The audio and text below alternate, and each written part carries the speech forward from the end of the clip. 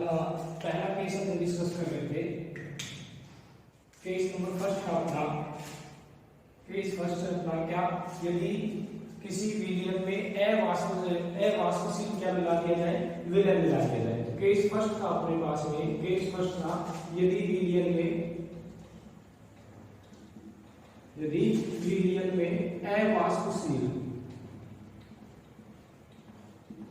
अवाष्पशील विलय मिला दिया जाए।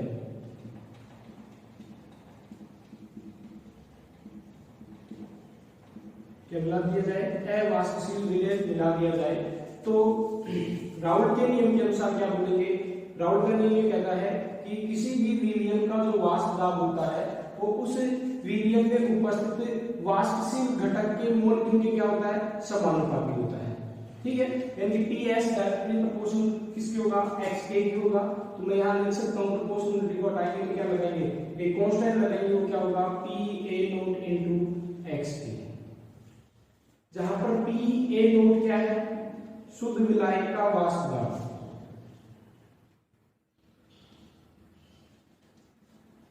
शुद्ध विलायक का वाष्प दाब है।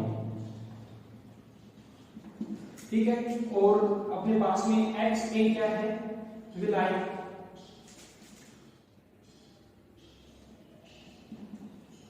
विलायक के मोल भिन्न, क्या है, विलायक के मोल भिन्न अपने पास में। तो यहां अब देखिए अपनी जानते हैं क्या कि XA plus XB is equal to कितना होता है, 1 होता है। तो मैं यहां से क्या निकाल सकता हूं, XA इज इक्वल टू क्या हो जाएगा, 1 माइनस XB जाएगा। इस वैल्यू को इस फॉर्मूले में पुट अप करेंगे अपन, तो अपने पास में फॉर्मूला बनेगा PS इज इक्वल टू क्या, फॉर्मूला होगा अपन क्या रख रहे हैं, XA की वैल्यू पुट अप कर रहे हैं, तो P नोट A 1 माइनस क्या हो जाएगा, XB हो जाएगा अपने पास में। ठीक है, तो PS इज इक्वल टू कितना, PA note minus PA0 into XB होगा। देखिए मैं यहां से लिख सकता हूं क्या, PS is equal to PA0 XB minus PA0। ठीक है, तो यहां से हम क्या कर सकते हैं, PS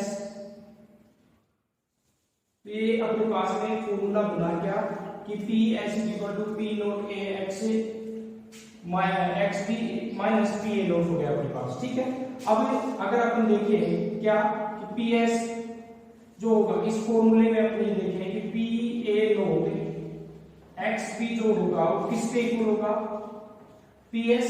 देखिए अगर मैं इसको माइनस में रखूं यहां पर तो ये क्या हो जाएगा, PS माइनस PA0। ठीक है, तो यहां पर क्या हो जाएगा, XB XB जो इक्वल होगा वो किसके इक्वल होगा, माइनस XB जो इक्वल होगा वो क्या होगा, PS माइनस PA0 अपॉन में क्या हो जाएगा, PA0 हो जाएगा। मैं इसको माइनस 2 का टाइम क्या हो जाएगा, XB इज इक्वल टू कितना, PA0 माइनस PS अपॉन में क्या हो जाएगा, PA0 हो जाएगा। ठीक है, देखिए अब अपने पास में यहां से दो फॉर्मूले बनते हैं, वो कौन कौन से, ये तो कहलाता है वाष्प दाब में आपेक्षिक अवनमन, वाष्प दाब में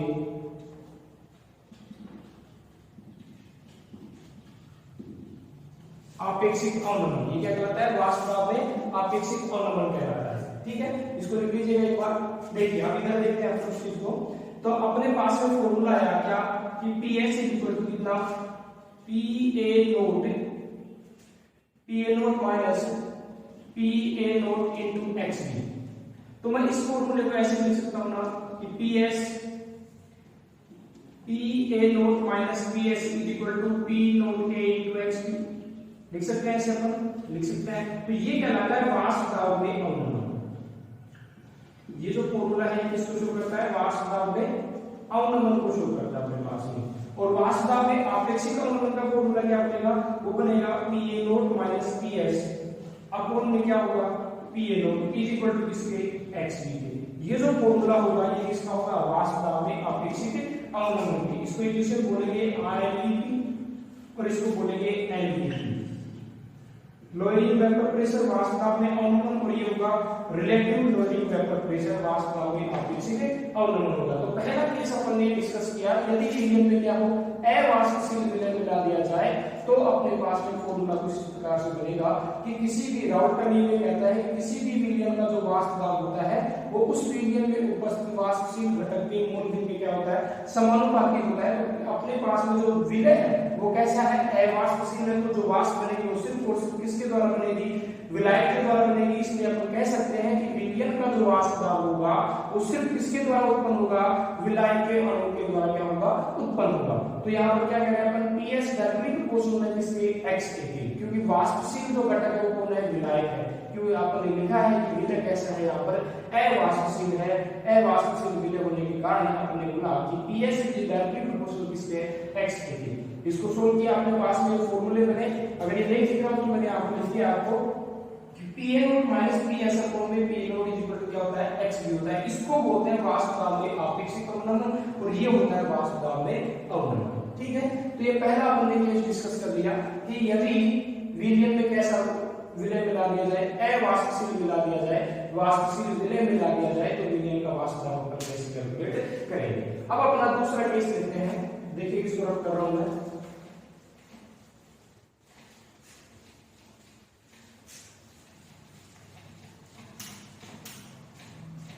अब केस नंबर 2 देखते हैं अपन, क्या यदि विलयन में केस नंबर 2 है अपने पास में, यदि विलयन में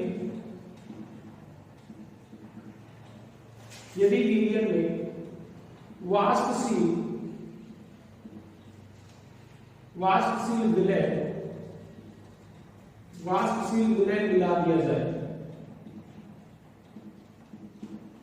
क्या मिला दिया जाए, वाष्पशील विलय मिला दिया जाए तो क्या होगा। देखिए अपने पास में एक तरफ तो है विलायक और दूसरी तरफ कौन है, विलय।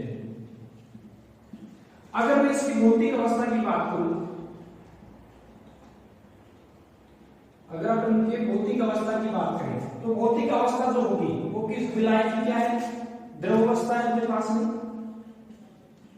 और विलय की भी क्या है अपने पास में, द्रव अवस्था है।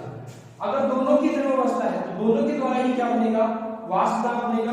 तो अपन क्या कह सकते हैं, इनका जो वाष्प दाब होगा किसका कितना होगा, क्योंकि अपन ने विलायक को रिप्रेजेंट किया ए से और विलय को रिप्रेजेंट किया किससे, बी से। तो इसका जो वाष्प दाब बनेगा वो कितना बनेगा, PA0। शुद्ध विलायक का जो वाष्प दाब होगा वो कितना होगा, PA0 होगा, और शुद्ध विलय का जो वाष्प दाब होगा वो कितना होगा, P0 भी होगा। ठीक है, अगर मैं इनके मोल भिन्न की बात करें, अपन मोल भिन्न की बात करें तो इसके मोल भिन्न कितने हैं, x। पहले तो मोल की बात कर लें तो इसके मोल कितने आएंगे अपने पास में, Na, और इसके मोल कितने आएंगे, Nb आएंगे अपने पास। ठीक है, और अगर अपनी बात करें इसकी मोल भिन्न की बात करें, इसका मोल भिन्न कितना बनेगा, Xa, वो कितना होगा, Na अपॉन में Na प्लस Nb होगा। और इसके मोल भिन्न की बात करें तो कितना होगा, Xb होगा, और वो कितना होगा, Nb अपॉन में Na प्लस N। तो राउल का नियम क्या बोल रहा है अपने पास में, यदि दोनों घटक ही कैसे हैं, वाष्पशील है, तो दोनों के द्वारा क्या बनेगी, वाष्प बनेगी, दोनों के द्वारा वाष्प बनेगी। तो राउल के नियम के अनुसार क्या निकालते हैं अपन, फॉर्मूला कैलकुलेट करते हैं। वो कैसे करेंगे इसको लिख लीजिए एक बार। तो देखिए राउल का नियम कहता है कि विलयन का जो वाष्प दाब होगा वो उस विलयन में उपस्थित वाष्पशील घटक के मूल भिन्न क्या होगा, समानुपातिक होगा। तो देखिए यहाँ पर एक तरफ तो कौन है, विलायक है, और दूसरी तरफ कौन है अपने पास में, विलय। और आप ये जानते हो कि दोनों ही घटक कैसे हैं, वाष्पशील घटक है, तो दोनों के द्वारा क्या बनेगी, वाष्प बनेगी। तो अपन ये कह सकते हैं कि Pa डायरेक्टली प्रोपोर्शनल है किसके, डायरेक्टली प्रोपोर्शनल किसके, x के। ठीक है, और Pb विलय के द्वारा वाष्प दाब जो बनेगा वो कितना होगा, Pb डायरेक्टली प्रोपोर्शनल किसके, xb। तो मैं यहां पे लिख सकता हूं Pa P0 A into xk और Pb P0 B into क्या होगा, xb होगा। ठीक है, तो विलयन का जो होगा PS क्या बता रहा है, विलयन का जो वाष्प दाब होगा वो विलय का वाष्प दाब प्लस विलायक दोनों के वाष्प दाब के योग सब के योग के बराबर होगा। तो अपन कह सकते हैं कि PS जो होगा वो कितना होगा, PS होगा अपने पास में क्या, P0 A XA plus P0 B into XB। ये क्या अपने पास में फॉर्मूला निकल कर के आया कि यदि विलयन में क्या है, वाष्पशील क्या मिला दिया जाए, विलय मिला दिया जाए, तो विलय का जो वाष्प दाब बनेगा वो कितना बनेगा अपने पास में, PS P note A into XA plus P note B into XB होगा। देखिए अपन ये जानते हैं क्या कि XA प्लस XB जो होता है वो किसके इक्वल होता है, 1 के इक्वल होता है। तो मैं यहाँ पे लिख सकता हूँ कि XA इक्वल टू 1 माइनस क्या होता है, XB होता है अपने पास, ठीक है। तो देखिएगा अपन क्या करें, इस फॉर्मूले इस XA की वैल्यू क्या हम पुटअप कर दें, यहाँ पर पुटअप करते हैं अपन, तो PS इक्वल टू कितना होगा, P note A into 1 minus XB, क्योंकि अपन ने XA की वैल्यू पुटअप की है, तो P note A 1 minus XB plus P note B into क्या होगा, XB होगा अपने पास, ठीक है। तो क्या होगा अपने पास में फॉर्मूला क्या बनेगा, PS equal to P note A minus PA naught XB plus P note B XB, यही होगा अपने पास में। देखिए इनमें दोनों में XB कॉमन है तो उसको बाहर निकाल लेते हैं अपन, तो PSB का जो वाष्प दाब होगा कितना होगा, PA नोट, इसको XB को बाहर निकाल लेते हैं, प्लस लिखते हैं यहाँ पर मैं, तो इसको मैं लिख सकता हूँ P note B minus PA nought into क्या हो जाएगा, XB हो जाएगा, ठीक है। क्या होगा अपने पास में, PS इक्वल टू प्लस का साइन लगाया अपन यहाँ पर, प्लस का साइन लगाएंगे क्या होगा, तो ये फॉर्मूला बनेगा अपने पास में P note B minus PA note, ठीक है। और ये क्या हो जाएगा अपने पास में XB हो जाएगा, ये अपने पास में क्या हो गया, फॉर्मूला हो गया अपना, ठीक है।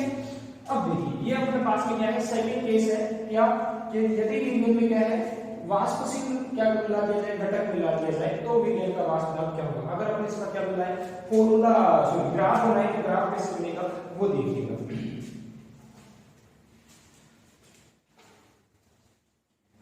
तो देखिए पहले अपन केस नंबर फर्स्ट का जो ग्राफ है उसके बारे में डिस्कस करते हैं, फिर केस नंबर सेकंड के ग्राफ डिस्कस करेंगे अपन। देखिए क्या होगा इसमें, यहां पर XA की वैल्यू कितनी है 1, और यहां पर XA की वैल्यू कितनी है 0, यहां पर XB की वैल्यू कितनी है 1, और यहां पर XB की वैल्यू कितनी है 0, ठीक है। यानी कि यहां जो आपने इस एक्सिस पर लिखा है वो किसको लिखा है, मोल बिंदु लिखा है, और इस एक्सिस पर जो लिखा है आपने वो किसको लिखा है, वाष्प दाब लिखा है, ठीक है। देखिए फर्स्ट केस के अंदर जो विलय था, केस नंबर फर्स्ट की बात कर रहा हूं, फर्स्ट केस में जो विलय था वो कैसा था, अवाष्पशील, कैसा है, अवाष्पशील विलय है वो, कैसा है, अवाष्पशील विलय मिलाया था, यानी कि इसके द्वारा वेपर नहीं बनेगी, इसके द्वारा वेपर नहीं बनेगी, तो जो भी वाष्प दाब बनेगा वो सिर्फ और सिर्फ किसके द्वारा बनेगा, विलायक के अणु के द्वारा बनेगा। तो देखिए जितना ज्यादा विलायक की मात्रा होगी वाष्प दाब भी उतना ही क्या होगा, ज्यादा होगा, तो इसका क्या आता है, एक सिंपल ये रेखा। यहां पर मैं लिख सकता हूं कि PA equal to P note A into क्या हो जाएगा, XA। ये केस नंबर फर्स्ट की बात होगी कि PA इक्वल टू क्या, P note A into XA हो गया अपने पास, ठीक है। ये केस नंबर फर्स्ट का क्या है अपने पास में ग्राफ बना। अगर मैं केस नंबर सेकंड की बात करूं, अगर अपन केस नंबर सेकंड की बात करें, तो केस नंबर सेकंड के अंदर अगर अपन इसका ग्राफ बनाए तो इधर क्या है, विलय कैसा है, वाष्पशील है। अगर विलय वाष्पशील है तो विलय के द्वारा क्या बनेगा, वाष्प दाब बनेगा, ठीक है। वो कैसे शो करेंगे देखिए, ठीक है। तो देखिए यहां पर क्या बोला हमने, XA की वैल्यू कितनी है 0, XB की वैल्यू कितनी है 1, यहां पर XA की वैल्यू कितनी है 1 और XB की वैल्यू कितनी है 0 अपने पास, ठीक है। तो देखिए अपने पास में क्या करें, यहां पर ये माना जाता है कि A जो है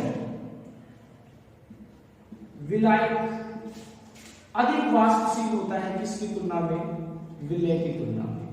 क्या है ये जो वाष्पशील का क्रम देख रहे हैं अपन, मैं ये कह रहा हूं इसको ऐसे ना लिख करके कि PA नोड की जो वैल्यू होगी वो ज्यादा होगी किससे, P नोड B से, यानी कि विलय जो विलायक है वो अधिक वाष्पशील है किसकी तुलना में, विलय की तुलना के अंदर। तो देखिए क्या होगा, यहां पर जैसे जैसे विलायक की तरफ, जैसे जैसे विलायक का कंपोनेंट बढ़ता जाएगा, विलायक के मोल भिन्न बढ़ते जाएंगे, वैसे वैसे वाष्प दाब भी क्या होता जाएगा, बढ़ता जाएगा अपने पास। ठीक है। और जैसे जैसे विलय, अब मैं क्या कर रहा हूं, विलायक अधिक वाष्पशील है ना, तो विलय इसकी तुलना में, विलायक की तुलना में क्या आएगा, कम आएगा, वो कम कहां, यहां, ठीक है।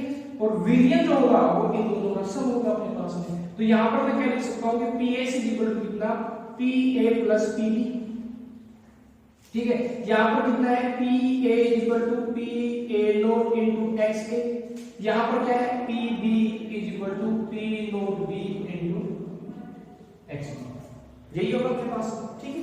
तो ये क्या बन गया अपने पास में, फर्स्ट केस का तो ये ग्राफ बनेगा, और सेकंड केस का क्या बन जाएगा, ये वाला ग्राफ बनेगा अपने पास, ठीक है। इसको लिख लीजिएगा एक बार से, फिर अपन बात करते हैं अगले टॉपिक की। लिख लिया वैसे तो साइड तक,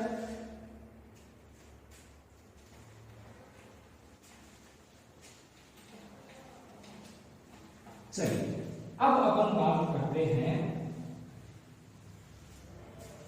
ये केस तो पूरे हो चुके हैं अपने पास में राउल्ट के नियम के अनुसार। पहला केस था अपना पास में क्या, कि यदि वीर्य के अवाष्पशील क्या मिला दिया जाए, विलय मिला दिया जाए, और दूसरा जो केस अपने पास में वो कौन सा है, यदि वीर्य में वाष्पशील क्या मिला दिया जाए, विलय मिला दिया जाए, तो वीर्य का वाष्प दाब हम इस प्रकार से कैलकुलेट करेंगे अपने पास, ठीक है।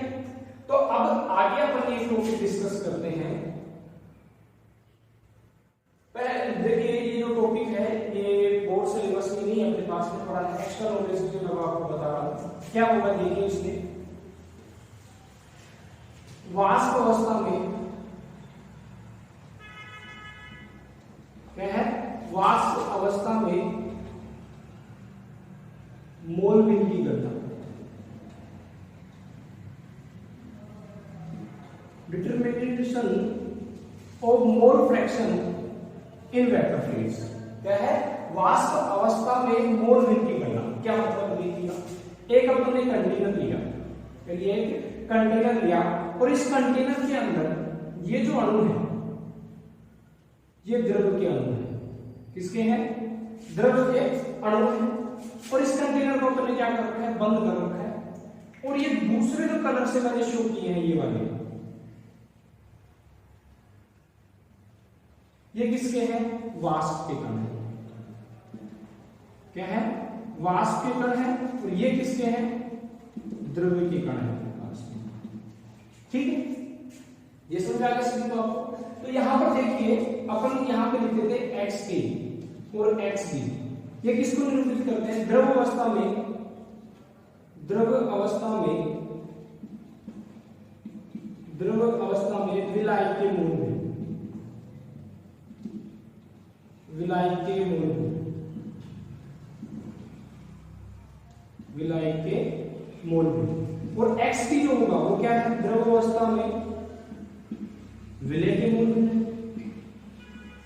क्या है, विलय के मूल में अपने पास, ठीक है। क्या कर रहा है, द्रव अवस्था में XA किसको निरूपित कर रहा है, द्रव अवस्था के अंदर विलायक के मोल बिंदु को, और XB किसको निरूपित कर रहा है अपने पास में, द्रव अवस्था में विलय के मोल बिंदु को, ठीक है। ये तो द्रव अवस्था की बात होगी, ठीक। अब मैं करता हूं YA और YB की बात। ये क्या है, वाष्प अवस्था में, वाष्प अवस्था में विलायक के मूल, क्या है, वाष्प अवस्था में विलायक के मोल में नहीं। और YB क्या है, वाष्प अवस्था में विलय के मूल में, किसके, विलय के मूल में अपने पास। तो देखिए यहां अपन दो नियमों की तुलना करेंगे। एक तो नियम है डाल्टन का नियम, डाल्टन के नियम की तुलना करेंगे किसके अनुसार, किसके साथ में, राउल्ट के नियम के साथ, राउल्ट के नियम के, ठीक है। एक तो कौन सा है, राउल्ट का नियम है, और एक कौन सा है अपने पास में, डाल्टन का नियम है। दोनों का अपन क्या करेंगे, तुलना करेंगे। तो देखिए कैसे क्या होगा। यहां ये जो कण है, जो द्रव के कण है, वो किस में कन्वर्ट होंगे, वाष्प में कन्वर्ट होंगे। तो यहां तो अपने को पता है कि XA और XB किसकी वैल्यू है, द्रव अवस्था के अंदर आपने कितना विलय और कितना विलायक मिलाया है आपने, ये तो अपने पास में दिया हुआ रहता है, आपने खुद लेते हैं इसका मान को। लेकिन कितना इस वाष्प अवस्था के अंदर, इस वाष्प के अंदर विलय और विलायक की कितनी मात्रा उपस्थित है, इसी की क्या करेंगे अपन, गणना करेंगे। ठीक है, तो देखिए इसको लिख लीजिएगा एक बार, फिर अपन रब करते हैं इसको। अगर मैं राउल्ट के नियम की बात करें, किसके अकॉर्डिंग बात करें, राउल्ट के नियम के अकॉर्डिंग बात करें, तो राउल्ट का नियम क्या कहता है,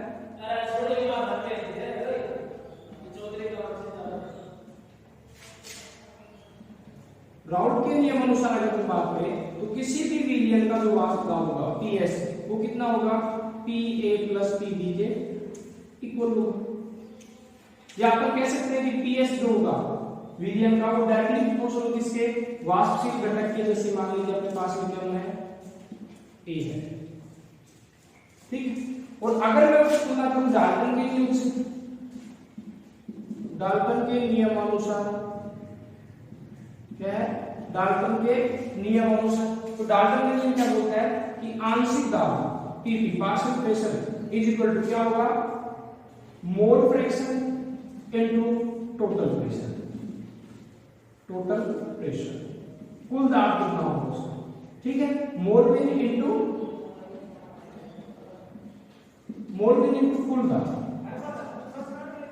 क्या है, मोलविन इनटू कुल दाब क्या होगा, इक्वल होगा अपने पास। ठीक है, तो देखिए मुझे पार्शियल प्रेशर निकालना है, पार्शियल प्रेशर ऑफ ए का वाष्प दाब जो होगा वो कितना होगा, मोलविन कितने हैं, जैसे इसके एक्स ए है, टोटल प्रेशर कितना है अपने पास में, टोटल प्रेशर मान लीजिए P है अपने पास, कितना है, P है अपने पास। देखिए इसकी वैल्यू आपको पता है, बिल्कुल पता है कितना, मैं इसको यहाँ लिख रहा हूँ, उसको रख करके, नीचे दिखेगा नहीं आपको,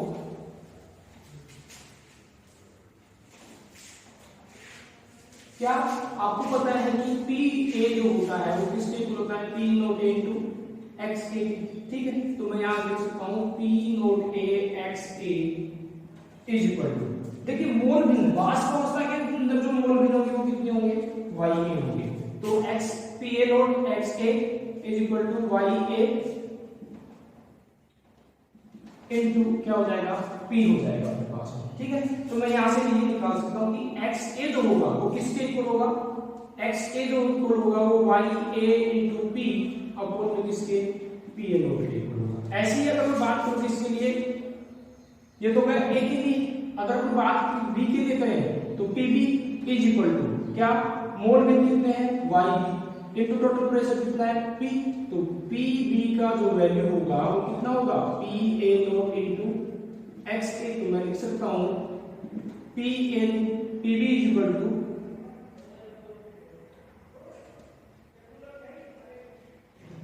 ठीक है, क्या होगा, P note B into X B is equal to Y B into P हो जाएगा।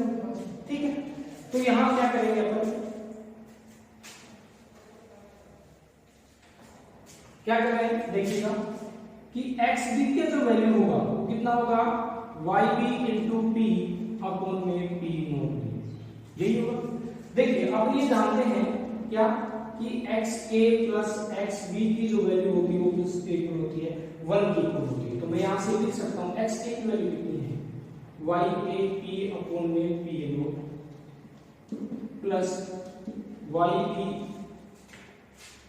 इंटू पी अपॉन में P note B is equal to कितना हो जाएगा, 1 हो जाएगा, यही होगा। देखिएगा क्या कर रहे हैं अपन, वाई ए अपॉन में P naught plus Y B upon में P note B is equal to 1 upon में पी हो जाएगा। ये अपने पास में क्या हो गया, एक फॉर्मूला हो गया अपने पास। ठीक है, और ये फॉर्मूला क्या बताता है कि किसी भी विलयन के अंदर जो वाष्प अवस्था होती है उस वाष्प अवस्था के अंदर विलय और विलायक के मोल भिन्न की गणना क्या कर सकते हैं, इस फॉर्मूले की सहायता से कर सकते हैं अपने पास। ठीक है, ये एक्स्ट्रा इंफॉर्मेशन थी, अपने पास में कभी क्वेश्चन आ जाएगा बाय चांस तो अपन इसकी सहायता से क्या निकाल सकते हैं, उसको सोल्व कर सकते हैं उस प्रॉब्लम को। ठीक है, तो ये आज अपन ने डिस्कस किया कि वाष्प अवस्था के अंदर मोल भिन्न की गणना, तो राउल्ट के नियम के अनुसार बोर्ड लेवल तक अपने पास में राउल्ट के नियम से जो भी प्रॉब्लम्स पूछी जा सकती है वो मैंने सारे क्या करा दिया, आपको सोल्व करवा दिया। ठीक है, अब इसके ऊपर एक छोटा सा क्वेश्चन करते हैं, क्वेश्चन कैसे होगा इसका। ठीक है, तो देखते हैं अभी।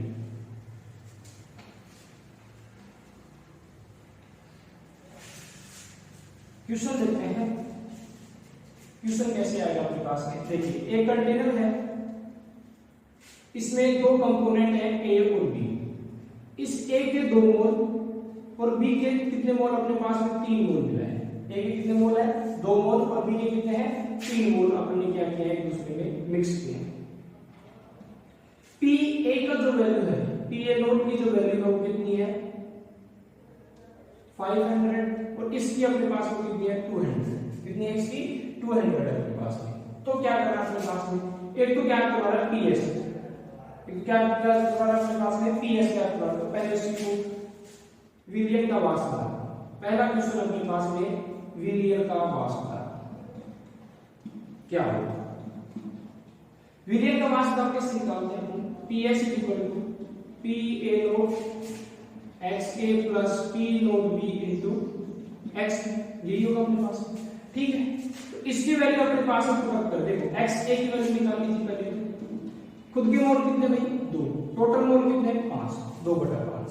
ठीक है, इसके मोल कितने हैं 3, एक्स बी की जो वैल्यू आएगी कितने हैं 3/5।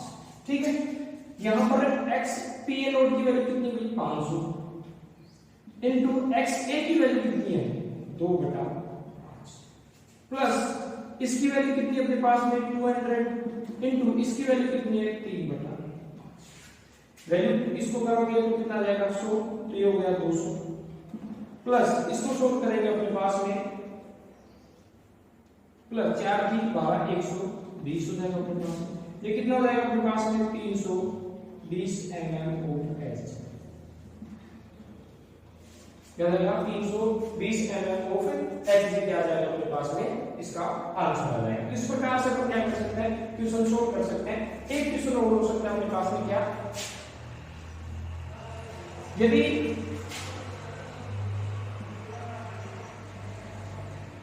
क्वेश्चन है यदि विलियन का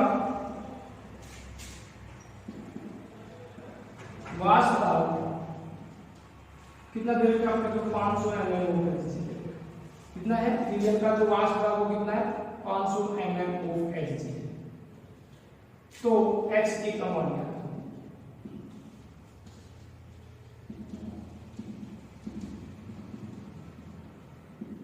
क्या करना है वो x a की वैल्यू निकालनी। ये क्वेश्चन मैं आपको छोड़ के जा रहा हूं आपके लिए कि आप इसको कैसे सोल्व करके लेके आते हैं। ठीक है, कल अपन जब नेक्स्ट क्लास आएगी अपनी उसमें अपन ये डिस्कस करेंगे कि जो विलियन होता है उसका निर्माण कैसे होता है, कितने प्रकार के विलियन होते हैं अपने पास में, आगे डिस्कस करेंगे। आदर्श विलियन क्या होते हैं, अनादर्श विलियन क्या होते हैं, अनादर्श विलियन कितने प्रकार के होते हैं, तो सारी बातें अपन अगले वाले टॉपिक में डिस्कस करेंगे। Thank you.